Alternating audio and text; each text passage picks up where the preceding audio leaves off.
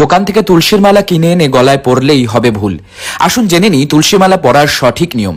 তুলসীর মালা এনে ঘিয়ে ভিজিয়ে রাখুন সারা রাত অথবা 2-3 দিন। তবে এই নিয়ম যে পালন করতেই হবে সেরকমটা নয়। যারা আমার মতন মোটা গুটির তুলসীর মালা পরতে ভালোবাসেন তারা অবশ্যই তুলসীর মালা এনে ঘিয়ে ভিজিয়ে রাখবেন। তাহলে মালা সহজে ফেটে বা নষ্ট হবে না, অনেকদিন পর্যন্ত মালা ভালো থাকে। ঘি থেকে বের করে মালা উষ্ণ গরম জলে ধুয়ে নেবেন, তাহলে মালার গায়ে লেগে থাকা ঘি সহজে পরিষ্কার হয়ে যাবে। এরপরে পঞ্চামৃতে অর্থাৎ দই, দুধ, ঘি, মধু, শর্করা বা চিনি একত্রে মিশিয়ে তুলসীর মালা তাতে শোধিত করে পরে গঙ্গা জল দিয়ে ভালো করে পরিষ্কার করে ভগবানের চরণে রেখে প্রসাদী করে গলায় ধারণ করুন।